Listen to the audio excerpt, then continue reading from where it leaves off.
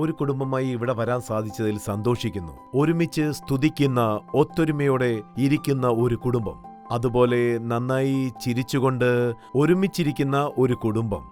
തമ്മിൽ ചിരിക്കുന്നവരല്ല, പകരം ഒരുമിച്ച് ചിരിക്കുന്നവർ, പരസ്പരം ആസ്വദിക്കുന്നവർ. ഇന്ന് നാം ബന്ധങ്ങളെക്കുറിച്ചാണ് പ്രാർത്ഥിക്കാൻ പോകുന്നത്. വാവ്! ഈ ലോകത്തിൽ തകർന്നിരിക്കുന്ന ധാരാളം ബന്ധങ്ങളുണ്ട്. അത് ജീവിതങ്ങളെ മുറിക്കുന്നു. ബന്ധങ്ങൾ തകരുന്നത് കാരണം ജനങ്ങൾ ആത്മഹത്യ ചെയ്യുന്നു. സ്നേഹബന്ധങ്ങൾ തകർന്നു, അപ്പോൾ അവർ ആത്മഹത്യ ചെയ്യുന്നു. കൂടാതെ കുടുംബ ബന്ധങ്ങൾ തകരുമ്പോഴും അവർ ആത്മഹത്യ ചെയ്യുന്നു. ഇന്ന് ആത്മഹത്യാ നിരക്ക് ഉയർന്നുകൊണ്ടിരിക്കുന്നു. തകർന്ന ബന്ധങ്ങളുമായി എങ്ങനെയാണ് ഒത്തുപോകേണ്ടതെന്ന് ജനങ്ങൾക്കറിയില്ല. ഇന്ന് അതിനെക്കുറിച്ചാണ് നമ്മൾ സംസാരിക്കാൻ പോകുന്നത്. അതുപോലെ ഇന്നത്തെ പ്രോഗ്രാം നിങ്ങൾക്ക് അനുഗ്രഹമായിരിക്കുമെന്ന് ഞാൻ വിശ്വസിക്കുന്നു. നിങ്ങൾക്ക് തകർന്ന ബന്ധങ്ങളുണ്ടെങ്കിൽ ദൈവം നിങ്ങളെ സൗഖ്യമാക്കി ജീവിതം ആസ്വദിക്കാനായി നിങ്ങൾക്ക് ശരിയായ ബന്ധത്തെ തരുമാറാകട്ടെ. ബന്ധമാണ് സകലതും.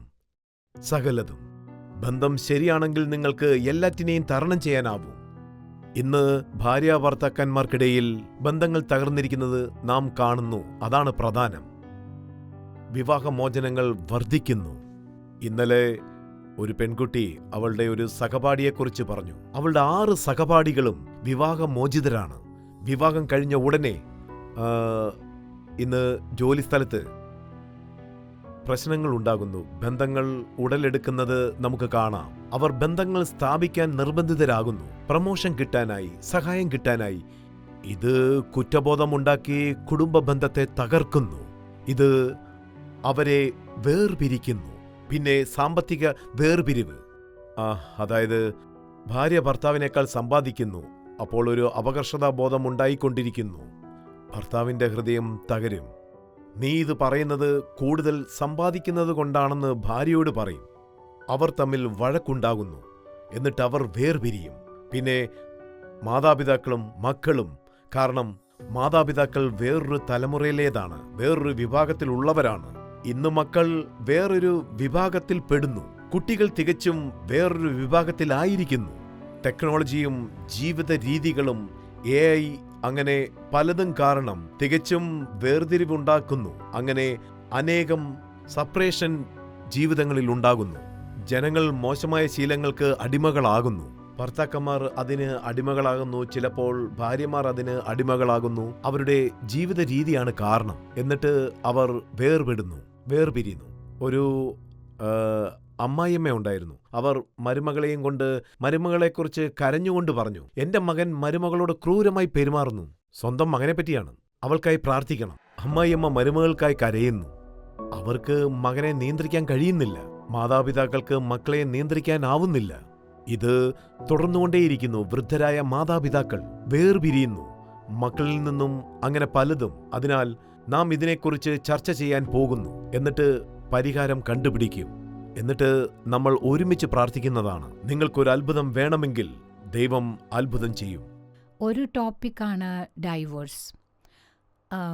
യങ് കപ്പിൾസ് എളുപ്പം ഡൈവേഴ്സ് ആവുന്നു. വിവാഹം കഴിച്ച് 3 മാസമാകുമ്പോഴേക്കും അവർ വേർപിരിയുന്നു.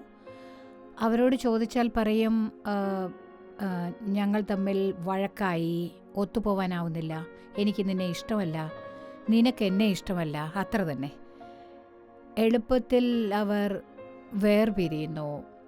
സോ കുടുംബം തകർന്നു പോകുന്നു. വിവാഹബന്ധം വേർപെടുത്താനായി അവർ ധാരാളം പണം ചിലവാക്കുന്നു, ധാരാളം ശക്തി ചിലവാക്കുന്നു, സമയവും ചിലവാക്കുന്നു. സമയവും പണവും ഊർജവും വിവാഹബന്ധത്തെ പുനഃസ്ഥാപിക്കാനായി ഉപയോഗിച്ചാൽ എത്ര നന്നായിരിക്കും. അതല്ലേ നല്ല കാര്യം. യുവജനങ്ങൾ വളരെ വേഗം നീരസപ്പെടുന്നു. ഒന്നും ഫലിക്കുന്നില്ലെന്ന് അവർ എളുപ്പത്തിൽ പറയുന്നു. മീറ്റിങ്ങിന് ശേഷം ഞങ്ങൾ ഓരോരുത്തർക്കും വേണ്ടി തനിച്ച് പ്രാർത്ഥിക്കുമ്പോൾ അനേകം ചെറുപ്പക്കാരികൾ എൻ്റെ അടുത്ത് വന്ന് പൊട്ടിക്കരയാറുണ്ട്. എൻ്റെ ഭർത്താവ് തെറ്റായ ബന്ധത്തിൽപ്പെട്ടിരിക്കുന്നു, ഞാൻ നിന്നെ ഡൈവേഴ്സ് ചെയ്യാൻ പോവുകയാണെന്ന് പറയുന്നു എന്നൊക്കെ. എന്നാൽ ആ കുട്ടിയെ കാണാൻ നല്ല ഭംഗിയുണ്ടായിരുന്നു. ഞാൻ അവർക്ക് വേണ്ടി കരഞ്ഞ് പ്രാർത്ഥിക്കാറുണ്ട്. ദൈവം തൻ്റെ കൃപയാൽ അവരുടെ ജീവിതത്തെ കെട്ടിപ്പടുക്കണമെന്ന്. അതുപോലെ റജീന എന്നൊരു സഹോദരി, അവർ ഒരിക്കൽ ഇങ്ങനെ പറഞ്ഞ് ഒരു കത്തയച്ചിരുന്നു. ഞങ്ങൾ ഒരുമിച്ച് ജീവിക്കുകയാണ്, പക്ഷേ ഇൻലോസ് അവരെ സമാധാനത്തോടെ ജീവിക്കാൻ അനുവദിക്കുന്നില്ല എന്ന് പറഞ്ഞ്. അവർ ഞങ്ങളുടെ ജീവിതത്തിൽ തലയിടുന്നു എന്ന്. എല്ലായ്പ്പോഴും അവർ എൻ്റെ ഭർത്താവിനോട് പലതും പറഞ്ഞ് അദ്ദേഹം ഇപ്പോൾ എന്നെ സ്നേഹിക്കുന്നേയില്ല. അവർ എന്നോട് പ്രാർത്ഥിക്കാൻ പറഞ്ഞു. ഒരു നീണ്ട കഥ തന്നെ എഴുതിയിട്ടുണ്ടായിരുന്നു. അനേകം പേജുകളായിരുന്നു എഴുതിയത്. എന്നാൽ അത് മുഴുവനും ഞാൻ ക്ഷമയോടെ വായിച്ചു. എന്നിട്ട് അവൾക്ക് വേണ്ടി പ്രാർത്ഥിച്ചു. അവൾക്ക് എൻ്റെ മറുപടി എത്തുമ്പോഴേക്കും ദൈവം ഒരത്ഭുതം ചെയ്തു. ഭർത്താവ് അവരുടെ അടുത്തേക്ക് തിരിച്ചു വന്നു. അങ്ങനെ അവരുടെ ജീവിതം സന്തുഷ്ടമായി. ഇപ്പോൾ അവൾ ഭർത്താവിൻ്റെ കൂടെ വേറിട്ടാണ് താമസിക്കുന്നത്. ഇൻലോസ് മക്കളുടെ ജീവിതത്തിൽ അനാവശ്യമായി തലയിട്ട് കുടുംബത്തെ വേർപിരിക്കുന്നു എന്നാണ് ഞാൻ പറയുന്നത്. മകളായാലും മകനായാലും അവർ വളരെ പൊസസീവ് ആകുന്നു. എന്നിട്ട് അവരുടെ ബന്ധത്തെ പിരിക്കുന്ന കാര്യങ്ങൾ സംസാരിക്കുന്നു. ഇങ്ങനെയും വേർപിരിഞ്ഞുകൊണ്ടിരിക്കുന്നു. എന്നാൽ ഒരു കുടുംബം കെട്ടിപ്പടുക്കേണ്ടത് ഭാര്യയുടെ കയ്യിലാണുള്ളത്.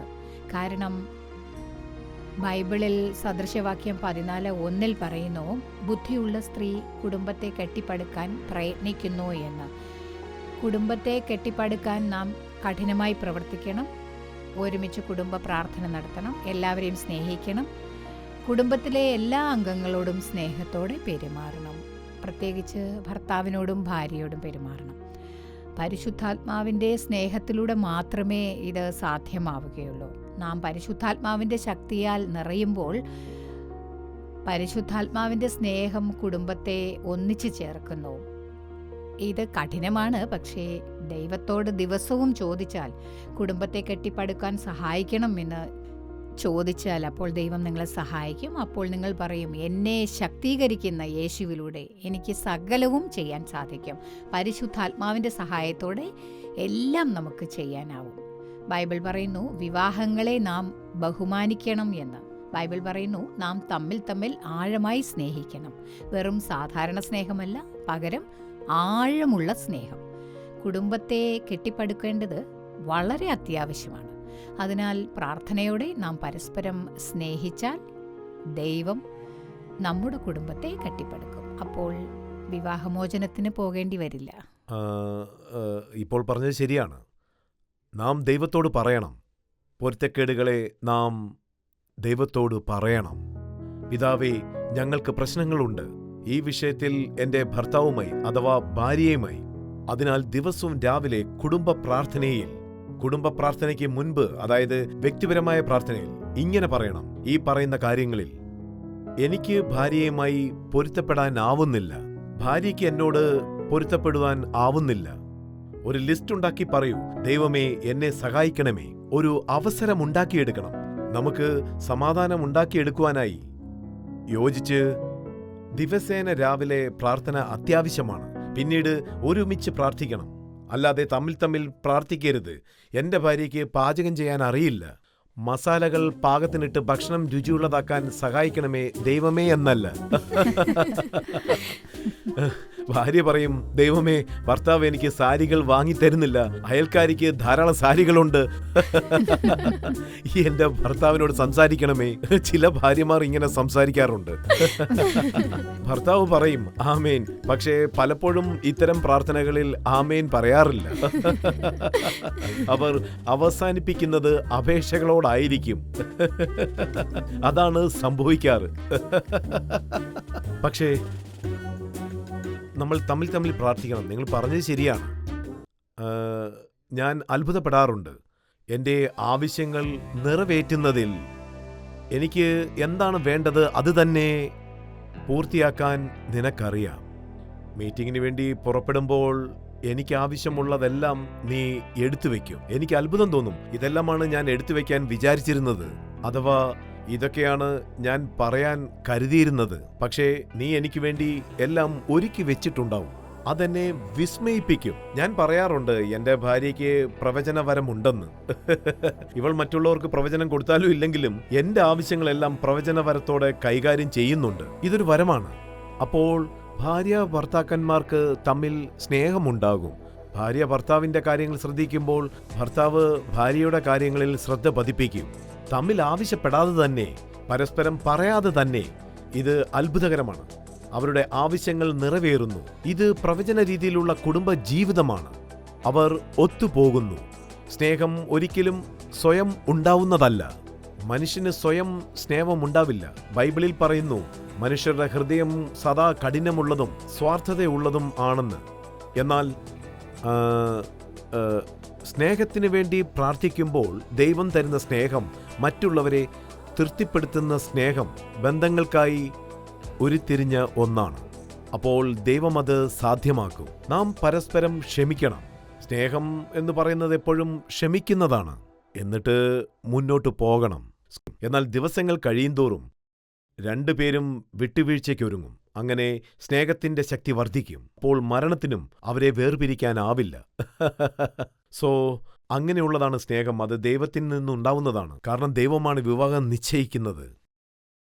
ഡാനി, വേർപിരിയൽ ആരോഗ്യ കാരണങ്ങളാലും പിന്നെ രോഗങ്ങളാലും ഉണ്ടാവുന്നു.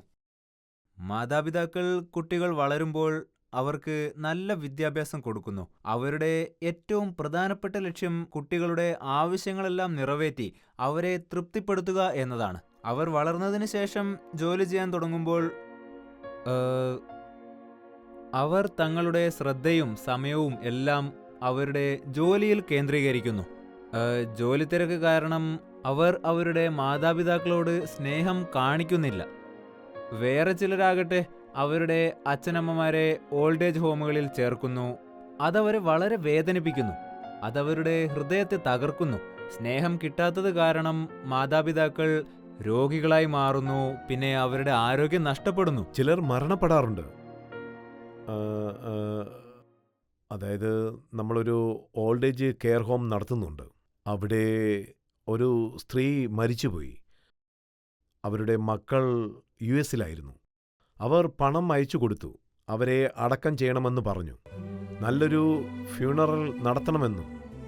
ഞങ്ങൾ വരുന്നില്ല. പക്ഷേ നമ്മുടെ ടീം അവരെ നന്നായി മറവ് ചെയ്തു. അത് ഹൃദയത്തെ വേദനിപ്പിക്കുന്നതായിരുന്നു. പിന്നെ പ്രത്യേകിച്ച് ഈ തലമുറയിലെ കുട്ടികൾ സോഷ്യൽ മീഡിയയിൽ ധാരാളം സംഭവങ്ങളും അനുഭവങ്ങളും സ്റ്റാറ്റസുകളായും സ്റ്റോറികളായും ഒക്കെ പങ്കിടുന്നുണ്ട്. അവർ അമ്മയെ സ്നേഹിക്കുന്നു, അച്ഛനെ സ്നേഹിക്കുന്നു, ഹാപ്പി ബർത്ത്ഡേ മാം, ഹാപ്പി ബർത്ത്ഡേ ഡാഡ് എന്ന് ഷെയർ ചെയ്യും. പക്ഷേ യഥാർത്ഥ ജീവിതത്തിൽ അവർ അത് എക്സ്പ്രസ് ചെയ്യുന്നില്ല. സ്നേഹം നമുക്ക് കാണാൻ സാധിക്കില്ല എന്ന് ബൈബിളിലുണ്ട്. പക്ഷേ ഈ തലമുറയിൽ അതാണിപ്പോൾ സംഭവിക്കുന്നതും. പക്ഷേ ബൈബിളിൽ ആവർത്തന പുസ്തകം 5-ാം അധ്യായം 16-ാം വാക്യത്തിൽ പറയുന്നു, ദൈവം കൽപ്പിച്ചതുപോലെ നീ നിന്റെ അപ്പനെയും അമ്മയെയും ബഹുമാനിക്കുക. മക്കളായ നാം എപ്പോഴും അവരെ ബഹുമാനിക്കണം. അവർ നമുക്കായി ചെയ്തതോർക്കണം. മക്കളായ നാം അത് മറക്കുമ്പോൾ, അവരെ നോക്കാതെ അവരെ തനിച്ചാക്കുമ്പോൾ അത് അവരുടെ ജീവിതത്തെ തന്നെ തകർക്കുന്നു. അത് മക്കൾക്കും നല്ലതല്ല. അതുപോലെ മക്കളുടെ മക്കൾക്കും. സോ അതാണ് പ്രധാനം. എനിക്ക് ഒരു ഫാമിലി അറിയാം. അവർ US-ലാണ്. അവിടെയാണ് അവർ ജോലി ചെയ്യുന്നത്. മാതാപിതാക്കൾക്ക് സുഖമില്ലാത്തപ്പോൾ അവരെല്ലാം ഉപേക്ഷിച്ച് ഇവിടെ വന്നു. അവൾ മാതാപിതാക്കളെ ശുശ്രൂഷിച്ചു. ഭർത്താവ് മക്കളുടെ കാര്യം ഏറ്റെടുത്തു. അത് നിന്റെ അച്ഛനമ്മമാരല്ലേ എന്ന് അയാൾ പറഞ്ഞു, നീ പോയി അവരുടെ കാര്യങ്ങൾ നോക്കുന്നു. ഇന്ന് ആ കുടുംബം അനുഗ്രഹിക്കപ്പെട്ടിരിക്കുന്നു. മാതാപിതാക്കൾ ആരോഗ്യമുള്ളവരായി അവർ മക്കളെ അനുഗ്രഹിക്കുന്നു. അതുകൊണ്ട് ഇപ്പോൾ കുടുംബത്തിൽ സമാധാനമുണ്ട്. സോ ഇങ്ങനെയുള്ള മക്കളും ഉണ്ട്. മാതാപിതാക്കൾക്ക് എത്ര വയസ്സായാലും അവരെ ബഹുമാനിക്കണം, അവരെ ശുശ്രൂഷിക്കണം, അവരെ സന്തോഷത്തോടെ ഇരുത്തണം. സാമ്പത്തിക പ്രശ്നങ്ങളില്ലാതെ, ആരോഗ്യത്തിന് കുഴപ്പമില്ലാതെ കഴിയുന്നത്ര അവരെ പരിപാലിക്കണം. നാം എവിടെയായിരുന്നാലും അപ്പോൾ ദൈവം നമ്മെ അനുഗ്രഹിക്കും. അതാണ് ദൈവം കൽപ്പിച്ചിരിക്കുന്നത്. അത് അത്ഭുതകരമാണ്. അമ്മ എപ്പോഴും പറയും, ഞങ്ങൾ കുറച്ചു കാലം കൂടിയേ ഉണ്ടാവൂ, അതുകൊണ്ട് എല്ലാരെയും പരിപാലിക്കണമെന്ന്. കുടുംബത്തിലെ കാര്യങ്ങൾ നോക്കണം, നമ്മൾ പരസ്പരം പരിപാലിക്കണം കുടുംബത്തിലെ ഓരോ അംഗങ്ങളെയും. അപ്പോൾ സമാധാനമുണ്ടാവും, ഒത്തൊരുമയുണ്ടാവും.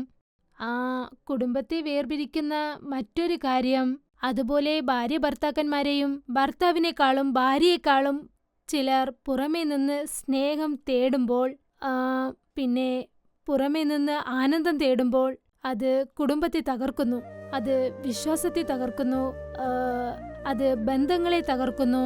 ഭാര്യ ഭർത്താക്കന്മാരുടെ ഇടയിൽ വേർപാടുണ്ടാക്കുന്നു. ചിലപ്പോൾ ജോലിയുടെ സമ്മർദ്ദമാവാം, ജോലിയിലുള്ള കമ്മിറ്റ്മെന്റ്സും ആവാം. എന്നാൽ ആ സമ്മർദ്ദം വീട്ടിലേക്ക് കൊണ്ടുപോകുമ്പോൾ അവരെപ്പോഴും ജോലിയെക്കുറിച്ച് മാത്രം ചിന്തിക്കുന്നു. മുറിയിൽ ചെന്നിരുന്ന് ലാപ്ടോപ്പ് എടുത്ത് ജോലി തുടരുന്നു. അപ്പോൾ ഭാര്യയുടെയും മക്കളുടെയും കൂടെ ചെലവഴിക്കാൻ സമയമില്ല. പകരം അവരാ സമയം മറ്റുള്ള കമ്മിറ്റ്മെന്റ്സിന് വേണ്ടി ചെലവഴിക്കുന്നു. അപ്പോൾ ഭാര്യ ഭർത്താക്കന്മാർക്കിടയിൽ സ്നേഹമില്ലാതാകുന്നു, അവർക്കിടയിൽ ബോണ്ടിങ് ഇല്ലാതാകുന്നു, അവർക്ക് പരസ്പരം മനസ്സിലാക്കാനാവുന്നില്ല, അവർ അവരുടെ ആവശ്യങ്ങളെക്കുറിച്ച് ചിന്തിക്കാതെ പോകുന്നു. അതുപോലെ സുഹൃത്തുക്കളുടെ കാര്യത്തിലും അവരുടെ ബഹുമതികൾക്കായി കാത്തിരിക്കുന്നതോടൊപ്പം തന്നെ അവരെ സന്തോഷിപ്പിക്കാനായി അവർ മുഴുവൻ സമയവും ചെലവഴിക്കുന്നു. അവരെ ട്രിപ്പിന് പോകാൻ വിളിക്കുന്നു, ഹാങ് ഔട്ടിന് ക്ഷണിക്കുന്നു, നീ വരണം, ഇത്രയും ദിവസം എന്റെ കൂടെ ചെലവഴിക്കണം എന്നൊക്കെ അവരോട് പറയുന്നു. ഇത് കുടുംബത്തോട് ചെലവഴിക്കാനുള്ള സമയത്തെ കുറയ്ക്കുന്നു. പലപ്പോഴും ഇത്തരം കാര്യങ്ങളിലൂടെ, അതായത് തെറ്റായ ശീലങ്ങളിലേക്കുള്ള പ്രചോദനമുണ്ടാകും. അതവരിൽ പിടിച്ചു പറ്റിക്കൊണ്ടിരിക്കും, കൂട്ടുകാർ ഉപേക്ഷിച്ചാലും. ഇത് കാരണം അവർ മദ്യപാനമോ ഡ്രഗ്സോ അഥവാ എന്റർടൈൻമെന്റ്സോ അതവർക്ക് വിടാൻ സാധിക്കുന്നില്ല. അതവർക്ക് ജോലിയിൽ സമ്മർദ്ദമുണ്ടാക്കുന്നു, കുടുംബജീവിതത്തെ ബാധിക്കുന്നു, ക്രമേണ ഒരു ശീലമായി തീരുന്നു.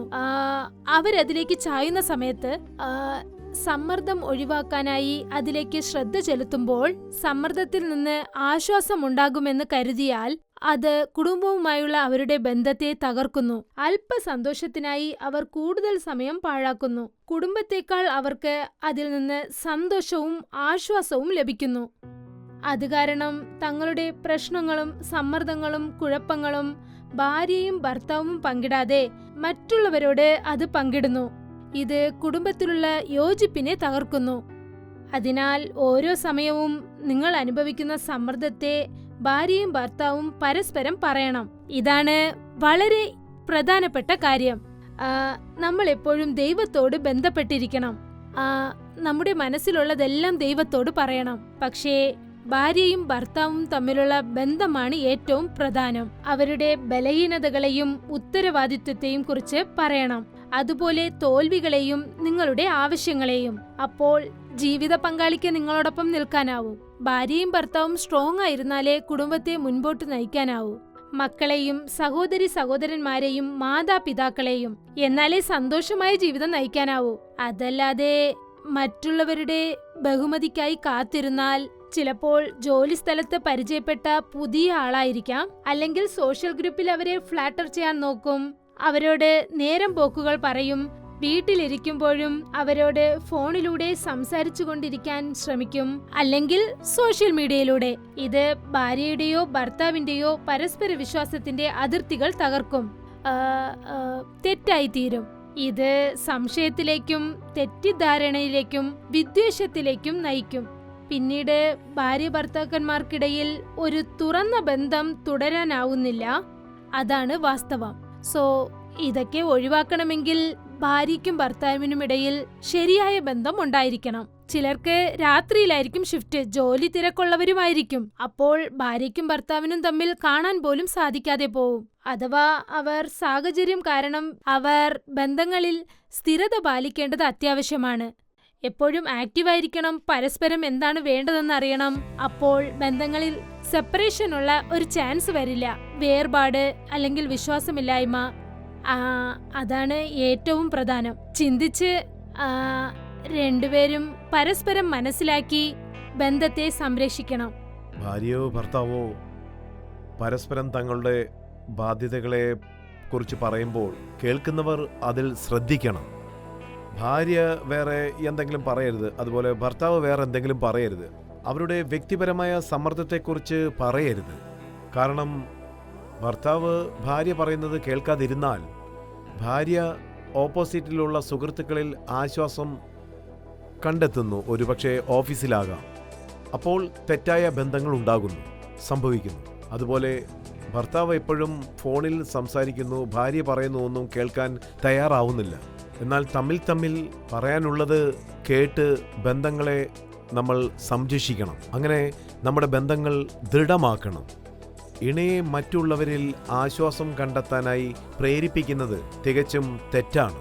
അത് ഗേൾ ഫ്രണ്ട് ആയാലും ബോയ് ഫ്രണ്ട് ആയാലും ഒരു കോവർക്കർ ആയാലും അവരിൽ ആശ്രയിക്കാതെ കുടുംബത്തിൽ ഒരുമ ഉണ്ടാക്കണം, കുടുംബത്തിൽ ആശ്രയം സ്ഥാപിക്കണം. ഒരു രസകരമായ കഥ ഞാൻ പറഞ്ഞു തരാം. ഒരു സ്ത്രീ തൻ്റെ ഭർത്താവ് വരാനായി കാത്തിരിക്കാറുണ്ടായിരുന്നു. അക്ഷമയോടെ കാത്തിരിക്കും. അയാൾ വീട്ടിലെത്തിയ ഉടനെ അയാൾക്ക് കാപ്പി കൊണ്ടുവന്ന് കൊടുക്കും. എന്നിട്ട് ന്യൂസ് പേപ്പർ കയ്യിൽ കൊടുക്കും. അയാൾ പത്രം വായിക്കാൻ തുടങ്ങും. ഭാര്യ സംസാരിക്കാൻ തുടങ്ങും. അവള് പറയും, നിങ്ങളുടെ മാതാപിതാക്കൾ അഥവാ സഹോദരി അവർ ഇങ്ങനെ ചെയ്തിരിക്കുന്നു, നിങ്ങളുടെ സഹോദരി ഇതുപോലെ ചെയ്തിരിക്കുന്നു, ഇങ്ങനെ പലതും. പക്ഷേ ഭർത്താവ് അനങ്ങാതെ പത്രം വായിച്ചുകൊണ്ടിരിക്കും. എന്നിട്ട് അയാൾ ചോദിക്കും, നീ പറഞ്ഞു കഴിഞ്ഞോ? അവള് പറയും, എല്ലാം പറഞ്ഞു തീർന്നു, അന്നത്തെ ദിവസം പ്ലാൻ ചെയ്തതെല്ലാം പറഞ്ഞു കഴിഞ്ഞു. ഒരിക്കൽ പെട്ടെന്ന് ഭർത്താവിന് ഓഫീസിൽ വെച്ച് ഹാർട്ട് അറ്റാക്ക് ഉണ്ടായി. അയാൾ ഉടനെ മരിച്ചു. ബോഡി വീട്ടിലേക്ക് കൊണ്ടുവന്നു. ബോഡി കണ്ട ഉടനെ ഭാര്യ ആകെ തകർന്നുപോയി. അവരും മരിച്ചു വീണു. ഭർത്താവിൻ്റെ ബോഡിയും കൊണ്ടുവന്നവരെല്ലാം അപ്പോൾ കരയാൻ തുടങ്ങി. അവർ എന്തിനാണ് കരഞ്ഞതെന്നറിയാമോ? അവർ പറഞ്ഞു, ഞങ്ങളുടെ സുഹൃത്തിന് സ്വർഗത്തിലെങ്കിലും സമാധാനം കിട്ടുമെന്ന് വിചാരിച്ചിരുന്നു. പക്ഷേ ഈ സ്ത്രീ അതിനും സമ്മതിച്ചില്ലല്ലോ, അയാൾക്ക് അവിടെയും സമാധാനം കൊടുക്കില്ലല്ലോ എന്ന്. സോ നമ്മൾ പരസ്പരം പറയാനുള്ളത് കേൾക്കണം. അപ്പോൾ ഭാര്യയ്ക്ക് പറയാനുള്ളത് പറയാം, ഭർത്താവിന് പറയാനുള്ളതും പറയാം. സോ അതേസമയം ഈ മെസ്സേജസ് അയക്കുന്നത് മറ്റു കൂട്ടുകാർ ജീവിതത്തിലേക്ക് കടന്നു വരാൻ കാരണമാകുന്നു. അവർ പരസ്പരം മെസ്സേജുകൾ അയക്കുന്നു. ഭർത്താവോ ഭാര്യയോ അത് നോക്കും, സംശയം ആരംഭിക്കും, അവിടെ സമ്മർദ്ദം ഉടലെടുക്കുന്നു. സോ അവർ തമ്മിൽ ഒത്തൊരുമയുണ്ടാവണം, സ്നേഹമുണ്ടാവണം, അതുപോലെ കെയറിങ്ങും ഉണ്ടായിരിക്കണം. അവർ തമ്മിൽ കേൾക്കണം, ശ്രദ്ധ പതിപ്പിക്കണം, കൂടാതെ ഇരുവരും തമ്മിൽ പ്രാർത്ഥിക്കണം. അതുപോലെ കുട്ടികളില്ലാത്തതും അതും സെപ്പറേഷന് കാരണമാവുന്നു. കുട്ടികളില്ലാത്തത് കൊണ്ട് അവർ പരസ്പരം കുറ്റപ്പെടുത്തും, പരസ്പരം വഴക്കിടും. കുട്ടികളില്ലാത്തതിന് നീയാണ് കാരണം, പ്രത്യേകിച്ച് ഭർത്താവ് എപ്പോഴും ഭാര്യയെ കുറ്റപ്പെടുത്തുന്നു. നിനക്കെന്തോ കുഴപ്പമുണ്ട്, നിനക്ക് ഗർഭം ധരിക്കാനാവില്ല, ഞാൻ എന്തിനാണാവോ നിന്നെ കല്യാണം കഴിച്ചത്. ഭർത്താവിന്റെ മാതാപിതാക്കളും അവന്റെ മനസ്സിൽ അത്തരം ചിന്തകൾ ഉണ്ടാക്കും.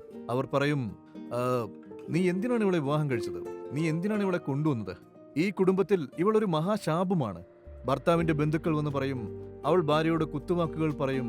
ഇതെല്ലാം കേട്ട് അവൾ കരഞ്ഞുകൊണ്ടേയിരിക്കും. പാവം, അവൾ അല്ലെങ്കിലേ തന്നെ ഈ ദുഃഖങ്ങളിലൂടെ കടന്നു പോയിക്കൊണ്ടിരിക്കുകയായിരിക്കും. അവർക്ക് കുട്ടികളില്ലല്ലോ. എല്ലാവരും ചുറ്റിനും നിന്ന് കുറ്റപ്പെടുത്തുമ്പോൾ അവൾ ആകെ തകരും, അവൾ കരയുകയും ചെയ്യും. ചില പേരൻസ് മകനോട് വേറൊരു പെൺകുട്ടിയെ വിവാഹം കഴിക്കാൻ പറയും, രണ്ടാം വിവാഹം കഴിക്കാനായിട്ട് പറയും, അവളെ ഡൈവോഴ്സ് ചെയ്യണമെന്ന്. പ്രത്യേകിച്ച് ആൺകുട്ടികൾ ജനിച്ചില്ലെങ്കിൽ അവർ പറയും, ഇവളെ ഇറക്കി വിട്ടേക്ക്, ഇവൾ പെൺകുട്ടികളെ മാത്രമേ പ്രസവിക്കുകയുള്ളൂ. ഇങ്ങനെ പലരും വന്ന് കരയുന്നത് ഞാൻ കണ്ടിട്ടുണ്ട്. പാവം, അവരാണ് ബയോളജിക്കലി ശരീരത്തിൽ സ്വയം പ്രൊഡ്യൂസ് ചെയ്യുന്നതെന്ന പോലെ. ശരിക്കും അവർക്ക് എന്ത് ചെയ്യാനാവും? ശരിക്കും പറയുകയാണെങ്കിൽ അതൊരു നാച്ചുറൽ പ്രോസസ് അല്ലേ? അത് ദൈവം തന്ന ദാനമാണ്, മക്കളെന്ന ദാനം. സോ എല്ലാം ഒരു നിശ്ചിത കാലത്ത് തന്നെ നടക്കണമെന്ന് നമ്മൾ എല്ലാവരും തന്നെ വിചാരിക്കുന്നു. സ്കൂളിലേക്ക് പോകാൻ ഒരു പ്രായം, കോളേജിൽ പോകാൻ ഒരു പ്രായം, വിവാഹം കഴിക്കാൻ ഒരു പ്രായം, അതുപോലെ ഒരു വർഷത്തിനുള്ളിൽ ഒരു കുഞ്ഞ് ജനിക്കണം എന്നിങ്ങനെ. അതുപോലെ ഒരു ഘടനയുണ്ടാവുന്നത് നല്ലത് തന്നെയാണ്. പക്ഷേ ദൈവം അങ്ങനെ പ്രവർത്തിക്കില്ല. ഇതെല്ലാം മനുഷ്യന്റെ ചിന്തകളാണ്, മനുഷ്യന്റെ നിയമങ്ങളും മനുഷ്യന്റെ ആചാരങ്ങളുമാണ്. ജീവിതം എങ്ങനെ ഇരിക്കണമെന്ന നമ്മുടെ ചിന്തയാണത്. പക്ഷെ പലരിലും ദൈവം വെവ്വേറെ വിധത്തിലാണ് പ്രവർത്തിക്കുന്നത്. ചിലപ്പോൾ ദൈവം കാലതാമസം ഉണ്ടാക്കും, ചിലപ്പോൾ പെട്ടെന്നെല്ലാം കൊടുക്കും. ദൈവം നമ്മിൽ വളരെ വ്യത്യസ്തമായിട്ട് പ്രവർത്തിക്കുന്നു. സോ നമ്മളെല്ലാം കൂടി ഒരുമിച്ച് പ്രതീക്ഷിക്കരുത്. ഒരു കാര്യം നടക്കാത്തത് കൊണ്ട് അവർ ഒരിക്കലും ശപിക്കപ്പെട്ടവരാവുന്നില്ല. അതുകൊണ്ട് നാം എന്ത് പറയുന്നു എന്നതിലും എന്ത് പ്രവർത്തിക്കുന്നു എന്നതിലും നമ്മൾ വളരെയധികം ശ്രദ്ധിക്കണം. ഭാര്യാഭർത്താക്കന്മാരെ മുറിവേൽപ്പിക്കരുത്. മറിച്ച് അവർക്ക് ആവശ്യമുള്ളപ്പോൾ അവരുടെ കൂടെ ഇരിക്കുകയാണ് വേണ്ടത്. അവരെ നന്നായിട്ട് തന്നെ സപ്പോർട്ട് ചെയ്യണം, അവരെ ഉത്സാഹിപ്പിച്ച് പറയണം. അച്ഛനമ്മമാർ പറഞ്ഞാലും ഇനി അതല്ല മറ്റാര് പറഞ്ഞാലും തന്നെ നിന്റെ കൂടെ എന്നും ഞാനുണ്ട്. അതായത് പുറത്ത് എന്ത് വേണമെങ്കിലും നടന്നോട്ടെ, ഭാര്യയ്ക്ക് ഭർത്താവ് മുഴുവൻ സപ്പോർട്ടും കൊടുക്കുകയാണ് വേണ്ടത്. ഒന്നുകൊണ്ടും പേടിക്കണ്ട, ദൈവം നമുക്ക് കുഞ്ഞിനെ തരുമെന്ന് പറയണം. അങ്ങനെയുള്ള പ്രോത്സാഹനം ഉണ്ടെങ്കിൽ വിവാഹബന്ധം എന്നും നിലനിൽക്കും. പിന്നെ മറ്റൊരു വശത്ത് പാപമാണ് നമ്മുടെ ജീവിതത്തിലേക്ക് ശാപം കൊണ്ടുവരുന്നത്. അത് മരണത്തെ പോലും കൊണ്ടുവരുന്നു. ഗലാത്യർ 3:13 പറയുന്നു, യേശു കരുണയുള്ളവനായി നമുക്ക് വേണ്ടി സ്വയം ശാപം ഏറ്റുവാങ്ങി. ശാപമെന്ന നിയമത്തെ നശിപ്പിക്കുവാനായി. അതായത് പാപം കാരണമാണ് നാം എല്ലാം അനുഭവിക്കുന്നതെന്ന നിയമം. കഷ്ടപ്പാടുകൾ പാപം കാരണമല്ല നാം അനുഭവിക്കുന്നത്. യേശു അത് തകർത്തു. യേശു പറഞ്ഞു, ഞാൻ ആ ശാപം ഏറ്റെടുക്കും, ഞാൻ ആ ശിക്ഷ ഏറ്റെടുക്കും. അപ്പോൾ എന്റെ മക്കൾ എന്റെ അനുഗ്രഹത്തിന് അവകാശികളാകും. അവർ കഷ്ടപ്പെടില്ല, അവർ ശിക്ഷിക്കപ്പെടില്ല. അതിനാൽ യേശുവിന്റെ ആ ദാനം നാം ഏറ്റുവാങ്ങണം. അവനോടൊത്തിരിക്കണം, അവനോട് ചേരണം, അവന്റെ കൂടെ ഇരിക്കണം. ദൈവമേ, നീ ഞങ്ങളുടെ ഭവനത്തിന്റെ തലവനാകണമേ. എന്നിട്ട് യേശുവിന്റെ അരികിൽ തന്നെ ജീവിക്കണം. ഭാര്യ ഭർത്താക്കന്മാരായി എന്താണ് ചെയ്യേണ്ടതെന്ന് ദൈവം തന്നെ കൽപ്പിച്ചിട്ടുണ്ട്. നമ്മുടെ ജീവിതത്തിൽ അവന്റെ ഹിതം പൂർത്തിയാക്കണം. അപ്പോൾ ദൈവിക സന്തോഷം നമ്മിൽ നിറയും. ദൈവത്തിന്റെ അനുഗ്രഹങ്ങൾ നമ്മിൽ വരും. അതായത് കുഞ്ഞുങ്ങൾ ദൈവത്തിന്റെ ദാനമാണ്, ദൈവത്തിന്റെ അവകാശികളാണ്. ദൈവത്തിന്റെ ദാനമാണവർ. യേശുവിലൂടെ നമുക്ക് കിട്ടുന്ന അനുഗ്രഹമാണ് അവർ. അതേസമയം ഞാൻ പറഞ്ഞതുപോലെ ദൈവം ഓരോരുത്തരിലും വ്യത്യസ്ത രീതിയിൽ പ്രവർത്തിക്കുന്നു. ചിലപ്പോൾ കുഞ്ഞുങ്ങൾ ഉണ്ടാവാൻ താമസമേർപ്പെടും. നമ്മുടെ മീറ്റിംഗിൽ വരുന്ന ചിലർക്ക് 7 വർഷമായി കുട്ടികളില്ലാത്തവരാണ്. അതുപോലെ തന്നെ 14 വർഷമായിട്ട് കുട്ടികളില്ലാത്തവരും ഉണ്ട്. പക്ഷേ അവര് വിശ്വാസത്തോടെ അവിടെ വെച്ച് പ്രാർത്ഥിക്കുമ്പോൾ അത്ഭുതകരമായി ദൈവം അവർക്ക് ഉത്തരം കൊടുക്കുന്നു. ദൈവം അവരെ ആ സമയത്ത് മീറ്റിങ്ങിന് കൊണ്ടുവരുന്നു. അവരുടെ ജീവിതത്തിൽ അത്ഭുതം സംഭവിക്കുന്നു. ഉടൻ തന്നെ ആ മാസം തന്നെ ഗർഭം ധരിക്കുന്നു. ദൈവം പ്രവർത്തിക്കുന്നു. വലിയ അത്ഭുതം. അതെ, പ്രയർ സെന്ററിലും ബെഥസ്ത പ്രയർ സെന്ററിലും അത് സംഭവിച്ചിട്ടുണ്ട്. അതെ, അവർ പ്രാർത്ഥിക്കുന്ന സമയത്ത് ദൈവം അത് കേട്ട് അവർക്ക് കുഞ്ഞിനെ കൊടുക്കും. എന്നാൽ ചിലപ്പോൾ ഏബ്രഹാമിനെയും സാറയെയും പോലെ അത് താമസിക്കും. വാർദ്ധക്യത്തിലാണ് അവർക്ക് കുഞ്ഞു ജനിച്ചത്. പല കാരണങ്ങൾ കൊണ്ട് ദൈവം ഭാര്യയെയും ഭർത്താവിനെയും വഴി നടത്തുന്നു.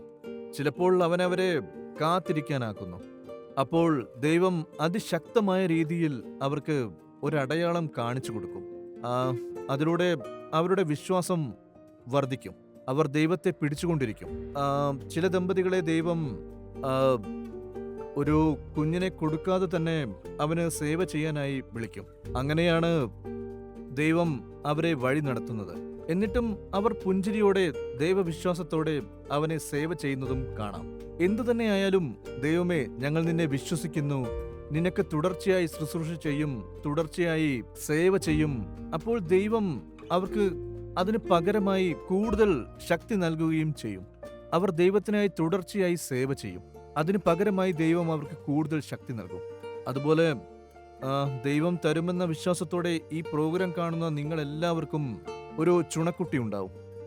പക്ഷേ യെശയ്യാവ് 30:18 പ്രകാരം ഞാനിത് നിങ്ങൾക്കായിട്ട് വായിച്ചു കേൾപ്പിക്കാം. ഇതിൽ പറയുന്നു, യഹോവ നിങ്ങളോട് കൃപ കാണിപ്പാൻ താമസിക്കുന്നു, അവൻ നിങ്ങളോട് കരുണ കാണിക്കാതെ വണ്ണം ഉയർന്നിരിക്കുന്നു. യഹോവ ന്യായത്തിന്റെ ദൈവമല്ലോ, അവനായി കാത്തിരിക്കുന്നവരൊക്കെയും ഭാഗ്യവാന്മാർ. ദൈവം താമസിക്കുന്നു. വേറൊരു പരിഭാഷ പറയുന്നു, നമ്മോട് കരുണ കാണിക്കാനായി അവൻ കാത്തിരിക്കുന്നുവെന്ന്. അവനത് കാത്തിരിക്കണമെന്നുണ്ട്. ദയ കാണിക്കാൻ അവൻ കാത്തിരിക്കുന്നു.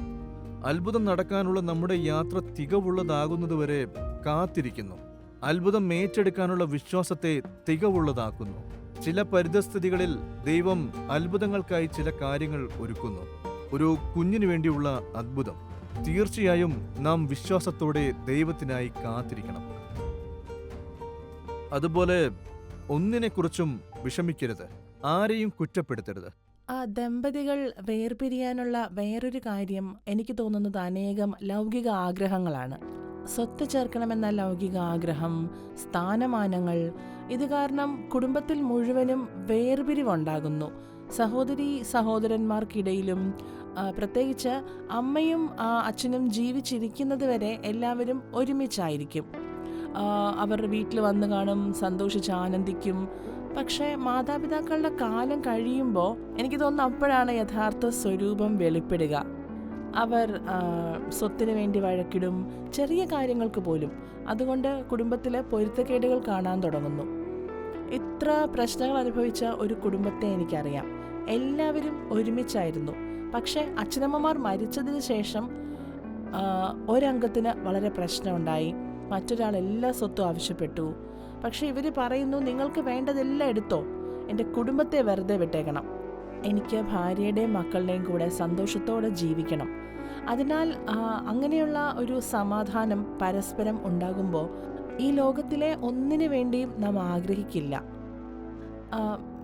നിങ്ങൾക്ക് എന്ത് വേണമെങ്കിലും നിങ്ങൾ കൊണ്ടുപോയിക്കോ, എനിക്ക് എൻ്റെ ഭാര്യയും എൻ്റെ മക്കളെയും കിട്ടിയാൽ മതി, അവരാണ് എൻ്റെ ഫാമിലി, എനിക്കത് മാത്രം മതി. അപ്പോൾ ദൈവം അങ്ങനെയുള്ളൊരു ബന്ധം തരുമ്പോൾ നാം ദൈവത്തിൽ പരസ്പരം യോജിക്കുന്നു. ഈ ലോകത്തിൽ മറ്റൊന്നും നമ്മളെ ഒരിക്കലും ശല്യപ്പെടുത്തില്ല. യേശു പറഞ്ഞിട്ടുണ്ട്, ആരെങ്കിലും എനിക്ക് വേണ്ടി നിലങ്ങളും വീടുകളും ബന്ധങ്ങളും ഉപേക്ഷിക്കുകയാണെങ്കിൽ ഞാൻ അവർക്ക് ഈ ലോകത്തിൽ 100% ഇരട്ടി കൊടുക്കുമെന്ന്. കൂടാതെ സ്വർഗത്തിലും ജനങ്ങൾ ഒന്നോർക്കണം, സ്വത്തിനു വേണ്ടി വഴക്കിടുന്നു, കോടതിയിൽ കേസിടുന്നു, പക കൊണ്ടു നടക്കുന്നു, അവർ സ്വർഗത്തെ നഷ്ടപ്പെടുത്തുന്നു, അവർക്ക് സ്വർഗം നഷ്ടപ്പെടുന്നു. സോ ജനങ്ങൾ ദാനം ചെയ്യുമ്പോൾ ദൈവം അവർക്ക് അധികമായി കൊടുക്കുന്നു. അങ്ങനെയുള്ളവർ വളരെയധികം അനുഗ്രഹിക്കപ്പെടുന്നു, സമൃദ്ധിയുള്ളവരാകുന്നു. ആദ്യം ദൈവരാജ്യത്തെയും അവൻ്റെ നീതിയെയും അന്വേഷിക്കൂ, അപ്പോൾ മറ്റെല്ലാം നിനക്ക് നൽകപ്പെടും. കുടുംബമാണ് പണത്തെക്കാളും സ്വർഗത്തിനേക്കാളും പ്രധാനമെന്ന് പറഞ്ഞത് വളരെ ശരിയാണ്. പണം വരും പോകും. സ്റ്റെല്ല പറഞ്ഞതുപോലെ നാം കുറച്ചു കാലമേ ജീവിക്കുകയുള്ളൂ, വളരെ കുറച്ചു കാലം. ആ ജീവിതം നാം ആസ്വദിക്കണം, ബന്ധങ്ങളെ ആസ്വദിക്കണം. അത് നമ്മെ വഴി നടത്തും. ഇന്ന് പ്രിയപ്പെട്ടവരെ, നിങ്ങൾ അനേകം തെറ്റിദ്ധാരണകളിലൂടെ കടക്കുകയാകും. അനേകം തകർച്ചകളുണ്ടായിരിക്കാം, അനേകം നഷ്ടങ്ങളും വേദനകളും എല്ലാം തകർന്ന ബന്ധങ്ങൾ കാരണം ഉണ്ടാകുന്നു. ബന്ധങ്ങൾ തകരുമ്പോഴാണ് ഇങ്ങനെയെല്ലാം സംഭവിക്കുന്നത്. എന്നാൽ ഇന്ന് ദൈവം പറയുന്നു, ഞാൻ നിങ്ങളുടെ മുറിവുകളെ സൗഖ്യമാക്കും, ഞാൻ നിങ്ങളുടെ മുറിവുകളെ സൗഖ്യമാക്കുമെന്ന് യേശു പറയുന്നു. അതിനാൽ എന്നിലേക്ക് തിരിച്ചു വരൂ. തീർച്ചയായിട്ടും നിങ്ങൾക്ക് പ്രതീക്ഷകൾ നൽകുന്നു. നിങ്ങൾക്ക് നഷ്ടപ്പെട്ടതെല്ലാം ഞാൻ 2 മടങ്ങ് തിരിച്ചു തരും. എന്നിലേക്ക് തിരിച്ചു വരൂ എന്ന് പറയുന്നു. അതിനാൽ ഞങ്ങൾ കുടുംബമായി ഒരുമിച്ച് നിങ്ങൾക്ക് വേണ്ടിയും നിങ്ങളുടെ ബന്ധങ്ങൾക്ക് വേണ്ടിയും പ്രാർത്ഥിക്കുന്നു. എന്നിട്ട് നിങ്ങളുടെ ജീവിതം ആസ്വദിക്കാൻ ഇടയാകും. പിതാവേ, അങ്ങേക്കെല്ലാം അറിയാം. കർത്താവേ, നിനക്കെല്ലാം അറിയാം. ഈ പ്രോഗ്രാം കാണുന്ന ഓരോരുത്തരുടെയും പ്രശ്നങ്ങൾ അങ്ങേക്കറിയാമല്ലോ കർത്താവേ. മനുഷ്യരാൽ സാധ്യമായത് ദൈവത്താൽ സാധ്യമത്രേ. അവരുടെ കണ്ണുകൾ യേശുവിങ്കിലേക്ക് നോക്കുമാറാകട്ടെ. യേശുവേ, അങ്ങ് കുരിശിൽ മരിച്ചു. നീ സ്വയം കുരിശിൽ മുറിവുകളേൽക്കാൻ ഏൽപ്പിച്ചു കൊടുത്തു. അങ്ങനെ 2 പിരിഞ്ഞു പോയവർ വീണ്ടും ഒന്നായി ചേരും. അതേ ദൈവമേ, വാഗ്ദത്തത്തെ ഞങ്ങൾ വിശ്വസിക്കുന്നു. ദൈവമേ, അവരെ ഒന്നാക്കണമേ. ഭാര്യയെയും ഭർത്താവുമായും മാതാപിതാക്കളും മക്കളുമായും കൂടാതെ സാമൂഹിക നിലയിലെ ബന്ധങ്ങളും മതേതരത്വത്തിലും അവർക്ക് കൃപ നൽകണമേ യേശുവേ. എല്ലാറ്റിനും നിന്നെ നോക്കി പ്രാർത്ഥിക്കുവാൻ അവരെ പഠിപ്പിക്കണമേ. അവരുടെ പ്രാർത്ഥനകൾ കേൾക്കണമേ. കുടുംബമായി പ്രാർത്ഥിക്കുവാൻ സഹായിക്കണമേ. അങ്ങേക്ക് സമർപ്പിക്കുവാറാക്കണേ. താഴ്മയുള്ളവരായി ജീവിക്കുവാനും പരസ്പരം ശ്രദ്ധിക്കുവാനും ദൈവിക സ്നേഹമുള്ളവരാക്കാനും തമ്മിൽ കരുതലുള്ളവരാകാനും ദൈവഹിതം പൂർത്തിയാക്കുവാനും സഹായിക്കണമേ. നന്ദി യേശുവേ. അവർ വിട്ടുകൊടുത്തിരിക്കുന്ന എല്ലാറ്റിനും നന്ദി പറയുന്നു. ദുഷിച്ചവർ അവരുടെ സ്വത്തിനെ പിടിച്ചു പറിക്കാൻ ശ്രമിക്കുന്നു. അവരുടേതായത് മോഷ്ടിക്കുന്നു. അതവർക്ക് തിരികെ കൊടുക്കണമേ. 100 മടങ്ങ് കൊടുക്കണമേ കർത്താവേ, 100 മടങ്ങ്. അങ്ങയുടെ മക്കൾക്കില്ലാത്തത് എന്തായാലും കൊടുക്കണമേ. ജോലി ആവശ്യമുണ്ടെങ്കിൽ, സമ്പത്ത് ആവശ്യമുണ്ടെങ്കിൽ അതും നൽകണമേ. കാരണം അവർക്ക് പണമില്ല. സാമ്പത്തിക ബുദ്ധിമുട്ടാൽ അവർ കഷ്ടപ്പെടുന്നു. മക്കളുടെ കാര്യങ്ങൾക്ക് അവർക്ക് ചെലവാക്കാനാവുന്നില്ല. അതേ ദൈവമേ, അവരുടെ ആവശ്യങ്ങൾ നിറവേറ്റണമേ. പരസ്പരമുള്ള അവരുടെ ആവശ്യങ്ങൾ നിറവേറ്റണമേ. കുടുംബത്തെ കെട്ടിപ്പടുക്കണം. അങ്ങയുടെ മക്കളെ സന്തോഷത്തോടെ വഹിക്കാൻ ഇടയാക്കണേ. അവർക്കതിനുള്ള കൃപ നൽകണമേ. മാതാപിതാക്കളെ സന്തോഷത്തോടെ നോക്കാനുള്ള കൃപ നൽകണമേ. മാതാപിതാക്കൾക്ക് കടമുണ്ടാകാതിരിക്കട്ടെ. മാതാപിതാക്കളെ ആരോഗ്യത്തോടെ കാക്കുമാറാക്കണമേ. ഈ കൃപയ്ക്കായി നന്ദി പറയുന്നു. ഈ അനുഗ്രഹത്തിന് നന്ദി. നീ ഞങ്ങളുടെ കുടുംബത്തിന്റെ തലവനായിരിക്കാൻ തുടർന്ന് പ്രാർത്ഥിക്കുന്നു. നീ ഞങ്ങളെ ഇനിയും വഴി നടത്തി മറ്റുള്ളവർക്ക് അനുഗ്രഹമാക്കണമേ. യേശുവിന്റെ നാമത്തിൽ പ്രാർത്ഥിക്കുന്നു. ആമേൻ. പ്രിയപ്പെട്ടവരെ, ഒരുമിച്ച് പ്രാർത്ഥിക്കുന്നത് വളരെ നല്ലതാണ്. എന്നിട്ട് ഒരുമിച്ച് യേശുവിനെ മറ്റുള്ളവർക്ക് പങ്കിടൂ. യേശുവിനെ പങ്കിടുമ്പോൾ, യേശുവിന്റെ സ്നേഹം പങ്കിടുമ്പോൾ, യേശുവിന്റെ സ്വഭാവത്തെയും യേശുവിന്റെ കരുതലുള്ള ഹൃദയത്തെയും മറ്റുള്ളവരുമായി പങ്കിടുമ്പോൾ നിങ്ങളുടെ ജീവിതം നന്നാവും. കാരണം യേശു നിങ്ങളോടൊത്തുണ്ടാവും. നിങ്ങളുടെ കുടുംബത്തെ കെട്ടിപ്പടുക്കും. ദൈവമായി നിങ്ങളെയും ബന്ധിപ്പിക്കും. കൂടാതെ മറ്റുള്ളവരുമായും ബന്ധിപ്പിക്കും. നിങ്ങൾ ലക്ഷോപലക്ഷം ജനങ്ങളുടെ സ്നേഹം സമ്പാദിക്കും. യേശുവിന്റെ കൃപ നിങ്ങളുടെ കൂടെ ഉണ്ടാവും. ദൈവം അനുഗ്രഹിക്കട്ടെ.